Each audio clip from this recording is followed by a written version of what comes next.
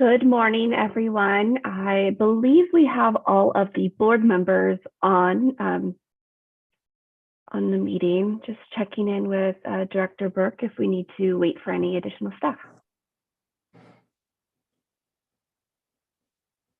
Thank you, Chair Watts. We need one more staff person elevated to panelist. If Nick Harvey could be elevated, and then we are ready to go.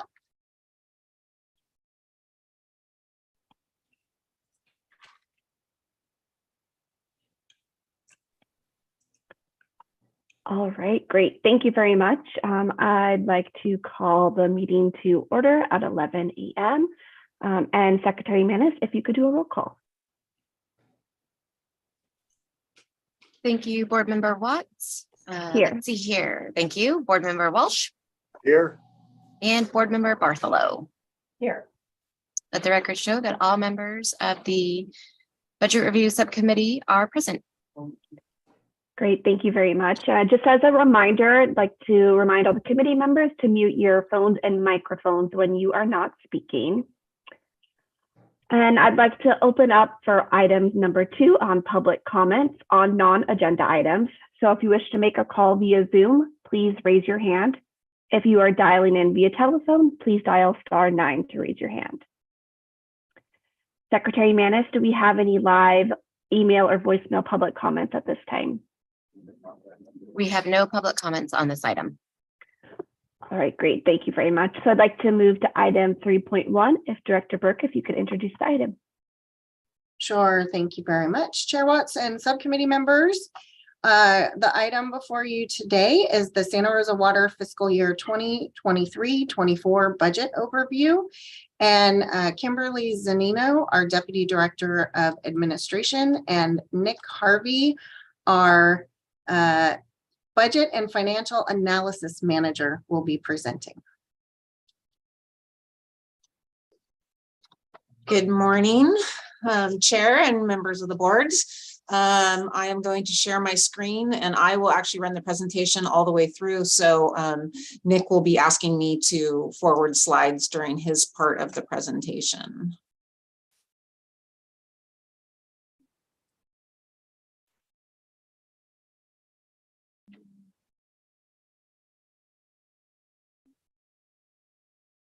All right, so today we are going to discuss, as Director Burke said, the basically the preliminary overview of the Santa Rosa Water fiscal year 2023-24 budget. What we are going to do first, though, is I am going to go through with you an overview of the various funds that are in Santa Rosa Water.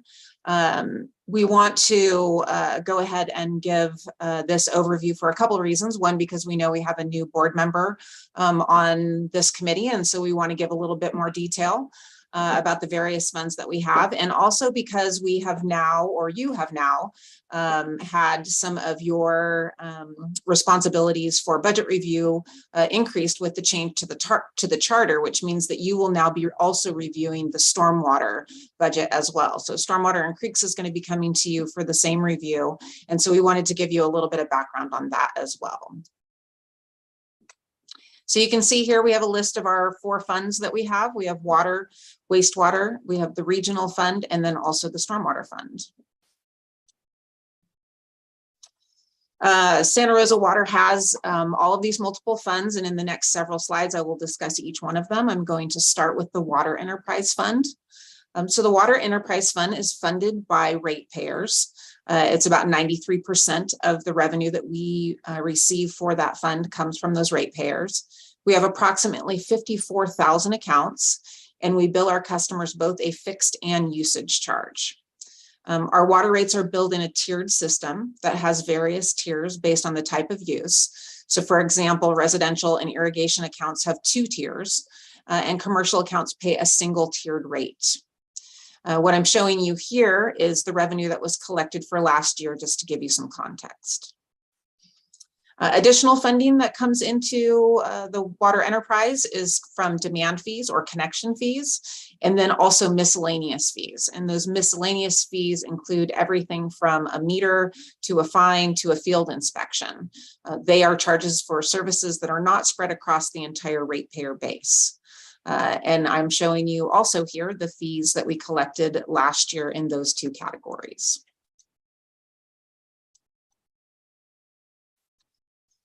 On the wastewater side, we are also funded by rates, about 93% as well.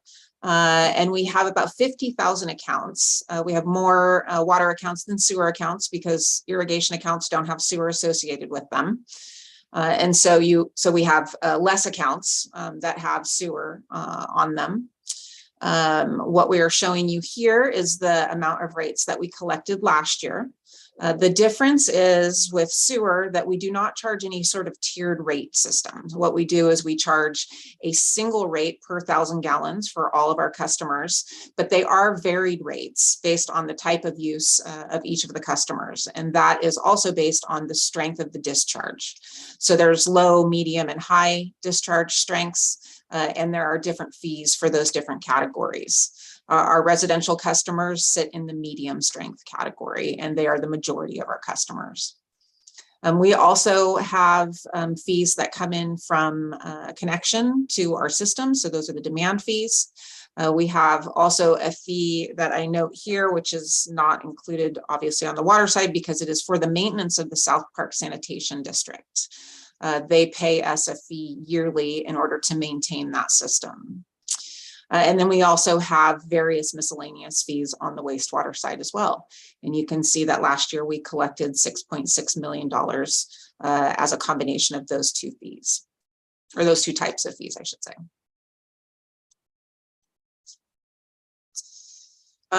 In the Regional Enterprise Fund, there are 5 partners. Those 5 partners, the cost for running the regional system, the CIP, and the debt service are all paid for by those 5 partners. The way that we distribute the cost to those 5 partners varies based on the different type of expenditure. So I have noted here that operating costs are distributed based on actual flows that come into the plant from each one of those partners. Debt service payments are calculated and distributed based on when debt was incurred and also the type of project. So if it's an expansion project or just a replacement project like the UV project that we're now working on, the debt is determined differently depending on the type of project that it is. We also have the CIP costs that are distributed to our partners, and that is distributed based on our sub-regional agreement with the partners. It defines how much of the CIP each of the partners pays for.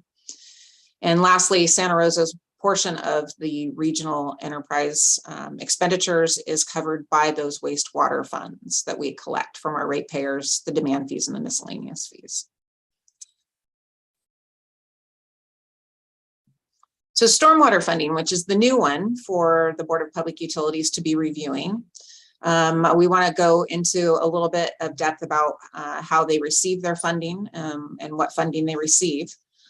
So as you can see here, the funding was approved in 1996 when the City Council added Title 16 to the City Code. It created this enterprise fund, and the purpose was to meet the regulatory requirements of stormwater and creeks. It is funded by an annual assessment on the property taxes, and there is also some supplemental funding from the general fund, which unfortunately is increasingly limited year over year, but we work to get and work with the finance department to cover costs through the general fund. And for the capital improvement program, development fees are collected when development goes on in the city. There are specific fees that are collected that can go towards capital improvements that include stormwater or storm drain and grant funding. There's also some gas tax that becomes available. And then there are some assessment funds that are used when needed. They will use some of those assessment funds.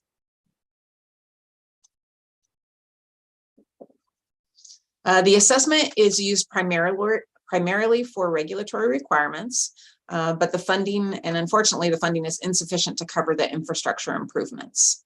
The typical split with those assessment funds when they come in is 47% of it goes towards stormwater and 53% of it goes towards creeks.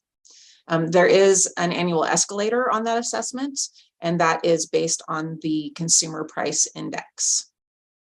I'm showing you here what the rate was per equivalent residential unit that was billed on the property taxes for 2022-23.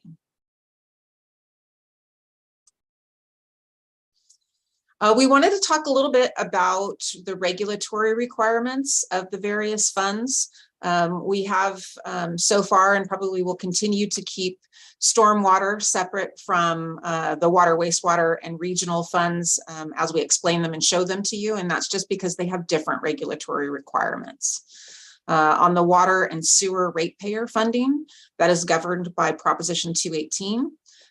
Those regulations require that we cannot intermingle the funds. So we can't use water funds for wastewater uses, and we can't use wastewater funds for water uses. We also are not allowed to subsidize customers with ratepayer funds. So we can't take funding from one customer class and subsidize another. That is not legal per Proposition 218. The development of the rates is based on the services that we provide. So we need to make sure that we perform rate studies that show that we are covering the costs. We are not a for-profit, so we are just collecting rates in order to cover the expenditures to run the systems, have the CIP projects funded, and also for those debt service amounts that we have as well. The rates are approved through a public hearing process. So as we get closer to our next proposed rate schedule, we will start that process. We will hire a consultant to help us with the study, and then we will move through a public hearing process that takes actually quite some time. So you will be seeing a lot of detail about that as we start moving towards getting ready to start that process again. On the regional fund, enterprise fund, obviously Santa Rosa's portion of it is covered, or the rates that we charge our sewer customers is what covers that regional funding. So that funding for us is still part of Proposition 218. But the rest of how the costs are distributed and all of the other information that I provided for you is all governed by a sub-regional agreement that is with all 5 of the partners.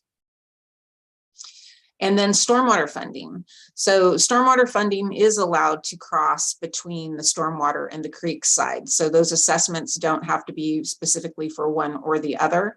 And so that is a difference in that regulatory requirement.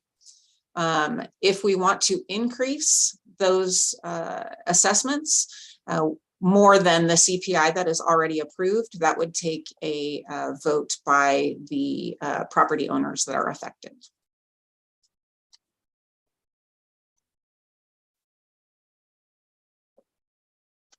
This slide is simply here to give you an idea of the breakdown of the expenditures and how the total costs are compared by the water, wastewater, and regional funds. So you can see this is just showing you the budget for this current fiscal year that we're in, which was $154 million. 90 million of that was for operations and maintenance. 36 million of that was for capital improvement projects. And then 28 million of that is debt service. That debt service lies mostly in the regional system for large projects like the geysers and the current project under construction, the ultraviolet replacement, or the system of the replacement of the ultraviolet system. And so this is just showing you those 3 funds, and then you can see the pie chart shows you comparatively which fund has the most amount of expenditures, which you can see here is the regional system.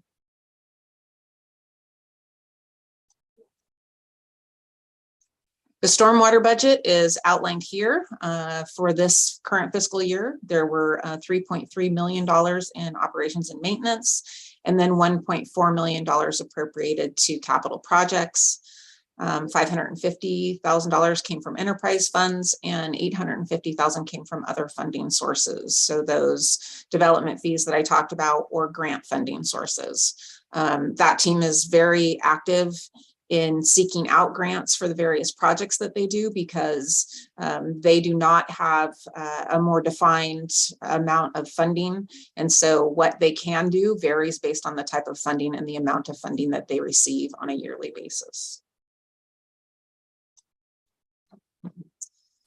This slide is just kind of a different look to just give you an idea of where the majority of the funding goes. You can see that salaries and benefits are the largest expenditure that we have in all of the funds. And then next is listed here is overhead. That's basically the cost of what all the other city departments do for us. And then we also have the purchase of water, which is one of our biggest expenditures. And we purchase that water from Sonoma Water.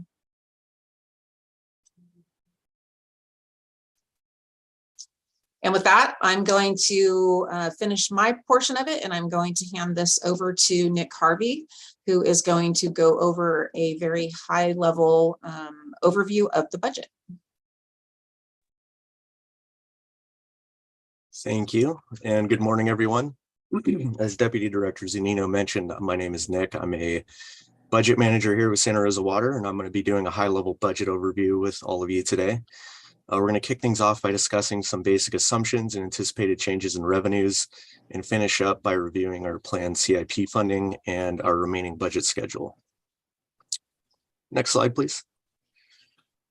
So we're going into the last fiscal year of our currently adopted MOUs, which include a 2.5% COLA effective July 1, 2023.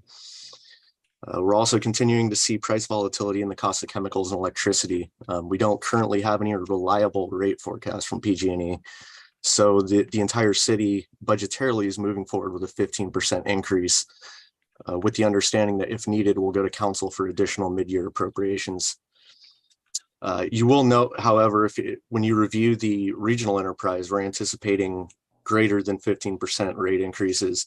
And that's due to the fact that we're incorporating the increase in the rate in addition to a planned increase in actual energy demand at the plant. For the past couple of years, we've actually overspent our electricity budget, highlighting the need to plan for increased energy consumption at the plant. So as such, you'll see slightly higher than 15% on the regional side. Our overhead and garage and vehicle charges are also increasing. As a reminder, the overhead category represents the city charge outs for central services.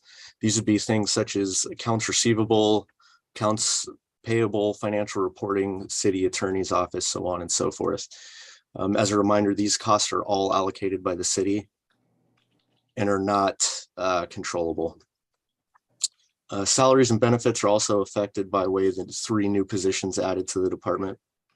That are outlined at the bottom of the slide there. Next slide, please.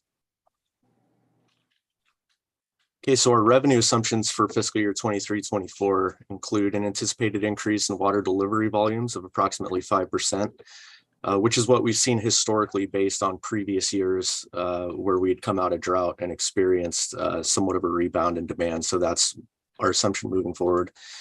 We're expecting sewer use to remain essentially flat and development to remain stable. And per our currently adopted rate plan, we're implementing 3% and 2% rate increases for the water and sewer rates respectively. Next slide, please. So as you might imagine, purchase of water is one of our largest operating expenses on the water enterprise specifically. So the 2 main factors affecting our water purchase budget are water delivery volumes and changes to the Sonoma Water wholesale water rate. As mentioned on a previous slide, we're currently assuming we'll see about a 5% increase in water volume delivered, which directly corresponds to a 5% increase in the volume of water purchased from Sonoma Water. And Sonoma Water is currently proposing a 10.5% increase to the wholesale water rate. Next slide, please.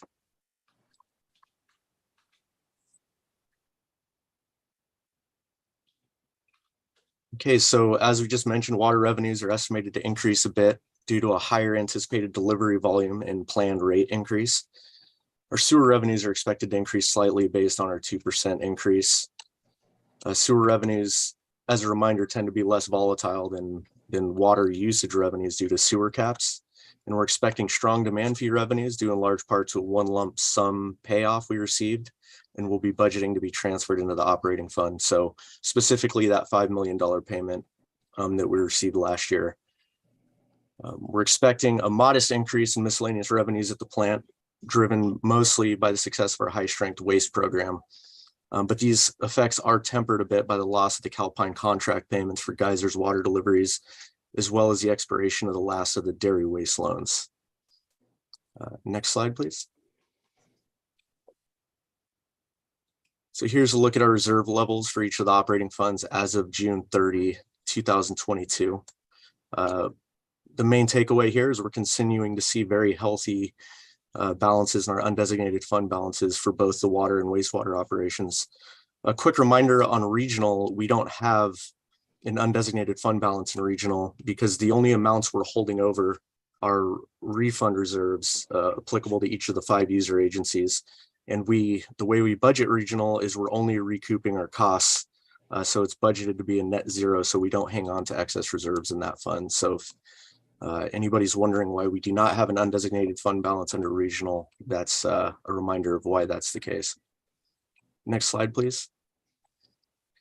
So for 23-24, we're funding the water and sewer CIP programs with cash at $14.6 million and $13.5 million respectively. We're also continuing the program of adding $1 million per year to the regional CIP program, which will be funded at $10 million for 23-24. Next slide, please. Here's a look at our remaining budget schedule. We'll be bringing a more detailed look at the budget to the subcommittee in March with exact dates still to be determined. And then we'll be back before the full board on March 16th to discuss Sonoma Water's proposed rate increases. And then we will be back before the full board several times in April with a budget study session, as well as requests for the board to recommend the water department budgets and regional partner allocations to city council. And then on the city council side, we'll be going for approval of the preliminary regional budget on April 25th, and then we'll finish out the budget cycle with study sessions on May 8th and 9th, and formal budget adoption to follow on June 20th. And with that, we are available to answer any questions if anyone has them. Thank you so much for the presentation. Are there any board member question or comment? Board Member Walsh.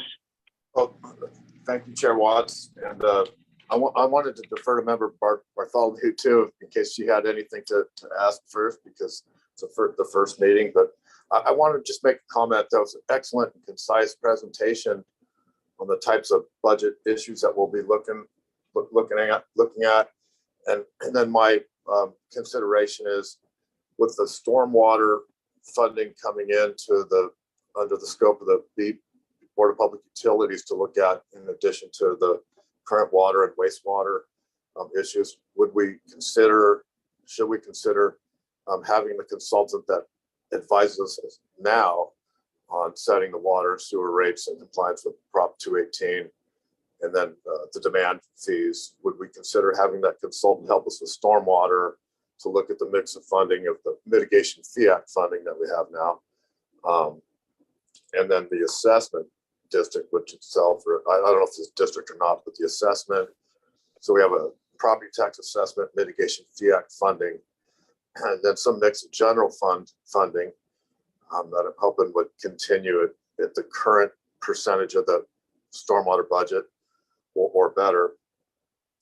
We've got a lot of different funding mechanisms. Would we have the consultant consider having the consultant come on board and walk us through those issues, and then possibly adding staff to the water department's administrative, just to kind of walk through and monitor the more complex funding streams that they have. So I'm just concerned about the resources and that we do things right, that we get the mitigation fee act accounting right, the reporting for it right, and then the required nexus studies that now have to happen periodically. So if we could maybe consider engaging a consultant to walk us through that, that might be helpful. So thank you, Chair. So as far as the consultant that will come on for the rate study, it will be a very different process that they would go through. We also, as you know, we talked about earlier, have to keep that funding very separate. So water, wastewater has to be managed very separately. We couldn't cross mingle those funds. That consultant that we will bring on is very specific to that type of work. They will be looking at usage from our customers. They will look at demand on the system. They will look at a lot of varying factors to determine how basically to restructure the fixed charges and the usage charges and those tiers. And so they spend a lot of time working with the data from our actual water and sewer customers. If we were to take a look at any sort of increase on the stormwater side, we would probably want to bring on a consultant that was more geared towards that type of work, which includes that need, to actually have a vote. It would be a public vote that would have to happen in order for that, where we take our rates to city council and city council is able to approve those rate structures for us. As far as the mitigation dollars, I know that recently you saw an agreement that was based on some mitigation dollars that we are receiving in the Stormwater Fund. That was an actual grant. So there are multiple state and federal grants that are available that are called mitigation grants. And so what Stormwater did and what they do is they go out and they look for mitigation grants that they can apply for specifically. So that money was specifically applied for stormwater to work on the storm drain master plan. And so they will continue to go out and look for those mitigation dollars that will come directly into that fund and stay in that fund. Fantastic. And that's what I think, and that's what the consultant would say too. That's not what I'm an expert in. I don't want to look at the whole mix, right? And then it's, do you all need more resources because you've got this big mix? And then somehow could we walk well, let me clarify first. So on the scope of the funding of stormwater, it does not include what we call the Mitigation Fee Act or AB 1600 fees. So it does not. And so it does not at all. So we're talking about mitigation grants. Wow, that's completely different than what I saw. Great. So we're not dealing with what we would call Mitigation Fee Act funding. That's different, right? So the Mitigation Fee Act funding would be like developers' contributions to facilities, and that does not include our stormwater. Is that correct? They get some development fees. There are some fees that are out there that are charged to developers when they develop in a certain area, and those fees go into a fund, and then they are allowed to use some of those funds for storm drain improvements. And so because when you develop, you need to develop water, wastewater. You need to be sure that stormwater is also being handled per the regulations. LID features are installed. So there are fees that come in through development that do go towards that. So they're not an assessment, they're not a mitigation dollar, but they are fees that are paid and are allowable uses for stormwater uses. Okay, but there's not then a specific line item in those type of development mitigation fees for stormwater. It's just a facilities mix. Is that? Most of those are mixed fees, correct? Okay, and there are different amounts that can go. I don't know the exact amounts that have gone in the past. Some of those have disappeared even, some of those funding sources. So a lot of what they do is based on that assessment money they get. A gas tax supplies money for them, because gas tax is one of those types of funding sources that is very free to be used across different types of uses. And then, they like I said, they go after the grants. They try very hard to get as many grants as they can to do the work. You're hearing probably all over the nation that, stormwater and storm drains are one of those areas that are extremely underfunded. And everybody's looking at that, and everybody's trying to come up with, ways to start addressing those issues as we move forward. And we will be in that group as well. Right. And Board Member Walsh, one thing I will add that's a little bit different. So with the stormwater budget, we also receive assistance and guidance from finance because it's general fund funding. Yes. So we do have to take that guidance and what the expectations are for budgets. And so do we have all the resources we need? No. Can we add them all? No. Because the guidance is on the general fund, it's very limited. And so we don't have enough funding from the assessment right now to meet all of our regulatory requirements. As you see, it's supplemented by general fund. We don't have the ability to get more general fund either. So we're limited on that. But one thing I will say, and what you all just approved at, I think, your last meeting that we're very excited about, is our storm drain master plan, which is not only going to give us that initial look and condition assessment of the infrastructure, but we'll also have some financing plans for what we should look to do and what we should be investing in the future for the infrastructure. Give some recommendations on what staffing may need to look like to keep and maintain that infrastructure. And then the other thing that we are consistently following and looking at is an opportunity to potentially have storm drain be a utility and have rates similar to water. But right now, it is technically allowed, but there have been different groups who are very concerned about truly believing that it would be a Prop 218 regulated utility. And so we're kind of hoping that some city or district will go forward and try to set this utility up, because we do believe that there will be a number of lawsuits, and then we can see how that all plays out. And then if it is supported by case law, we will definitely go after setting this up as a utility rate base. And I appreciate that conversation. And so then a couple of questions. I know we've got a 53-47 split in an assessment, right? Between stormwater and creek. And I'm not sure if Measure J included creeks, it just says stormwater. We've got these complicated issues coming up. Does it qualify for Prop 218 or not? And just a concern is, do we have a consultant to walk us through as a BPU body to say we're doing things right? For instance, the loan, there's a loan in December 16, 2022, the council approved the loan, right? Between the Stormwater Fund and was it the water fund or sewer fund? And I didn't see that coming to the BPU. But if we have loans between funds, and then it's going to be at the current, treasury pooled rate plus some sort of risk factor, right?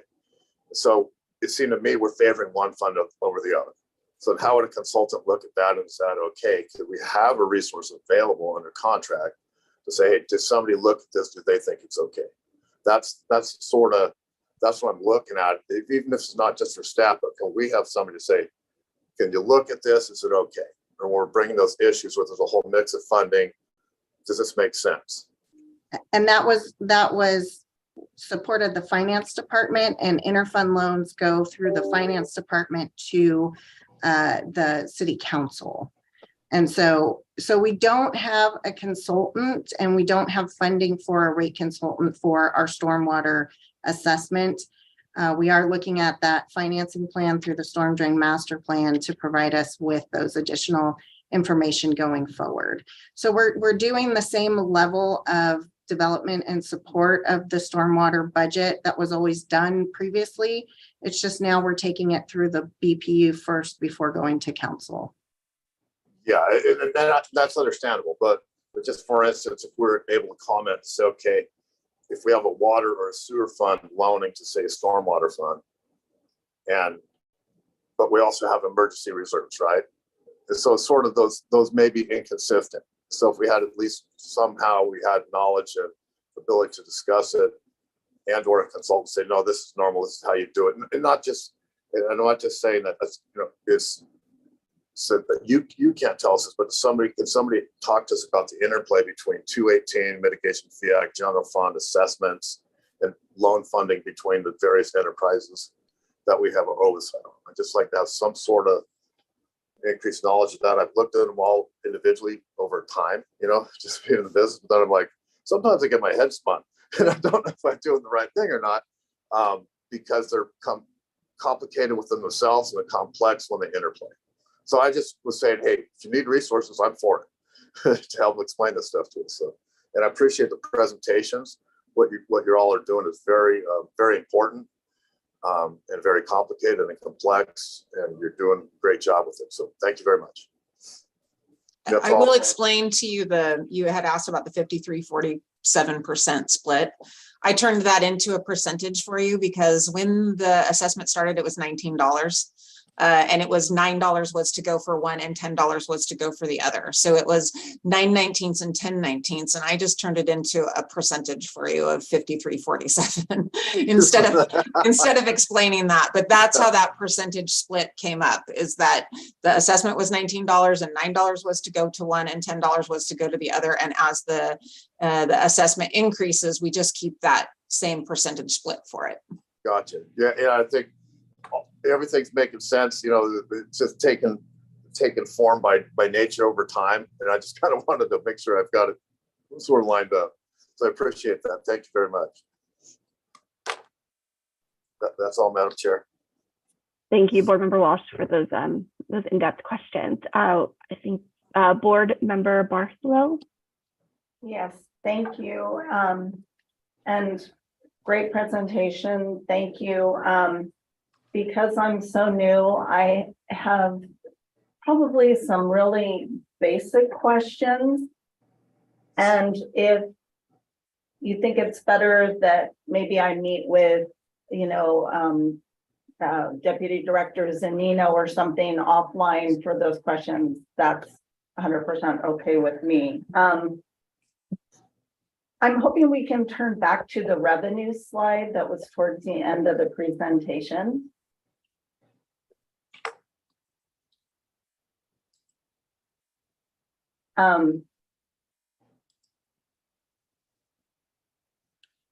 I think, I don't have the slide number, but yeah, great. So my questions were, and this is probably going to seem so elementary, but there's a water revenue increase, rate increase, and a rate increase for sewer as well. And they're different percentages. And if I remember correctly, they are based on the consumer price index. Is that correct? No. Okay. Okay. I'm just curious why one is higher than the other. So they are all dependent on that rate study. Oh, okay. When we do the rate study, we bring in all the data from all of our customers and the uses, all of the expenses, and then we determine what we need in order to cover those expenses. And so sewer at the time needed only a 2% increase. We determined we probably could have even used a higher rate increase, but we were doing our best at the time to be as conscious as we could towards our ratepayers. And we had some of those undesignated fund balances. So there was an actual intention to keep the rates a little bit lower and spend down some of the undesignated fund balance. But all of those percentages that come out for those increases are all based on the rate study that we do. And as we move forward with the next one, you will see all of that. So you will be right in the mix of seeing exactly all the data that comes in. And it's quite a lengthy report that you will review in order to see how we determined what the rates should be. Okay, thank you. My next question was under sewer revenue increase. The bullet point demand fee increase deferred payment of $5 million. I don't know exactly what that means. Would you mind just a quick? So we have deferred agreements for various types of development. There's this one probably came, and I'm sorry, I don't know exactly which development this came from, but it could have been one of the downtown developments. They are allowed to defer their fees, and so they sign a deferral agreement with us, and so they can connect to water. And then when they get occupancy, those deferral payments come in. They also can use payment plans. There are some payment plans available where they pay an interest rate on those payment plans, and they pay them over 5 years. And so this would have been one of those agreements that they must have finally achieved occupancy. And so then they had to come in and pay those fees. And so we got one big, large chunk of money from them. Thank you. Great. And then I guess the other question I had, and this is, it looked like on the slide around the upcoming scheduling and meetings and stuff, this is going to be a whole topic, but the Sonoma water rate increase of 10.5%. This just seems so high. But again, I'm new here. I have no idea. And that may be a conversation for later, but that just struck me. You will be seeing that come before you fairly soon because we have to go through that process. The Sonoma water rate increase is approved by their board, which is basically the county supervisors. What happens in all of the process before then is that the technical advisory committee has a subcommittee, a budget subcommittee. That budget subcommittee meets and goes over the budget itself and the rate increase. And we make requests, you know, as contractors who are going to be paying for that rate increase to try to work to reduce that. It has typically been between 4% and 6%. And so this is a much larger increase that we're seeing. Once it goes through that subcommittee, it then goes to the technical advisory committee, who then makes a decision about whether or not to basically recommend. So none of these are approval processes. These are all just recommendations.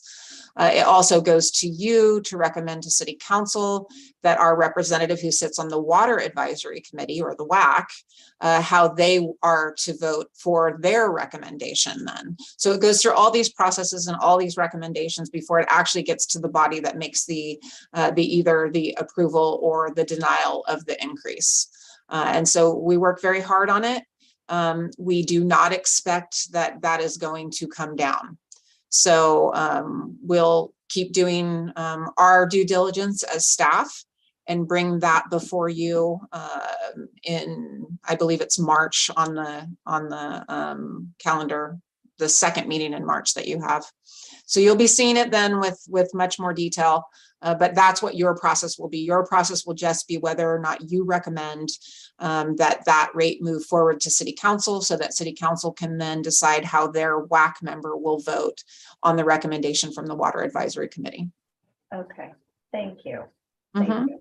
I think those are all my questions. It's a complicated process. It sounds like it. Yeah. Thank you. I had the same question about that 10.5%. That I think is the highest I've seen since I've been on the board. So that was a little bit surprising, although I do know obviously we are in a recession and there are significant increases of costs everywhere across the board. So just keep us posted on that figure. I was hoping that you were going to say that's how the negotiation is starting and it'll go down, because that's usually what we've heard in the past. But unfortunately, as you said, that you don't see it going down below that. I just had a question at, I think the stormwater portion, it will be what I personally need to do a little bit more research since it's new to us and it's the first time we're kind of seeing it. The rest of the presentation, really, really well organized and nothing was very surprising based off of what we've seen in the last few years. Could you just remind me who our TAC and WAC representative is for city council? It's Mayor Rogers for WAC, correct? Director Burke? Correct. Mm-hmm. And then Okay. Jennifer is actually the chair of the TAC. Okay. Got it. Okay. I will just note on the Sonoma water budget, it did come in higher to start, and this is where we are at. And you are correct, it is much higher than we've seen and not what we were anticipating nor hoping for. Well, I appreciate. I know that that is always a negotiation and a lot of work goes into that. So I appreciate your work on that. I don't have any additional questions or comments, so we can open it up for public comments on item 3.1. So if you wish to make a comment via Zoom, please raise your hand. If you are dialing in via telephone, please dial *9 to raise your hand. Secretary Manis, do we have any live or pre-recorded, pre-submitted comments at this time? There are no public comments on this item. All right, well, I believe that concludes the meeting for today. We have no motions we need to make at this time. So we look forward to continuing our discussion on the budget. And I know we have other meetings to schedule in the next coming month or so. So we will get more information then, and really appreciate all your work. Thank you, Chair Watts. And I'd like to just give a friendly reminder to the committee. All meetings, again, starting in March, we go back to in person. So just please keep that in mind. Thank you. Thank you. Thanks, folks. Bye, thank you.